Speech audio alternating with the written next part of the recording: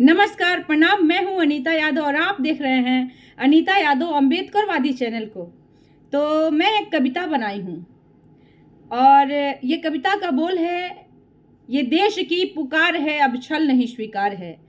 तो अगर आप सभी को अच्छा लगे ये कविता तो मेरे वीडियो को लाइक कीजिएगा, चैनल को सब्सक्राइब कीजिएगा और ढेर सारा शेयर कीजिएगा ताकि ये वीडियो बहुत सारे लोगों तक पहुंच सके और मेरी मनोबल बढ़ सके और मैं और भी कविताएं लिख सकूं। तो मैं आगे कविता बोल रही हूं। ये देश की पुकार है, अब छल नहीं स्वीकार है। ये देश की पुकार है, अब छल नहीं स्वीकार है। ये नेताओं का जो कारोबार है, ये नेताओं का जो कारोबार है, राजनीति नहीं व्यापार है। ये देश की पुकार है, अब छल नहीं स्वीकार है। ये देश की पुकार है, अब छल नहीं स्वीकार है। कहते हैं कि पहले के नेताओं का एक सिद्धांत होता था, एक धाराएं होती थी,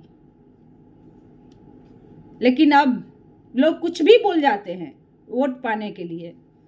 तो आगे है, नहीं कोई सिद्धांत है, नहीं कोई विचार, नहीं कोई सिद्धांत है, नहीं कोई विचार, नहीं कोई बुनियादी मुद्दा, नहीं कोई आधार। नहीं कोई सिद्धांत है, नहीं कोई विचार, नहीं कोई बुनियादी मुद्दा, नहीं कोई आधार। नहीं इनको लाज लपट है, नहीं जिम्मेवार, नहीं इनको लाज लपट है, नहीं जिम्मेवार। संसद भवन में बैठ के करे धर्म की प्रचार, करे धर्म की प्रचार। मणिपुर धू जले, कैसा इनका परिवार।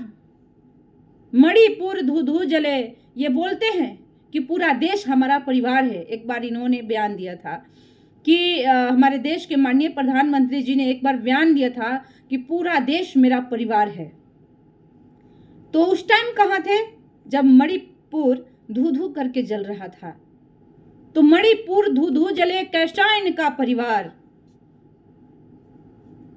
रेल गेल सब शेल किए, हुनका के कहे भ्रष्टाचार।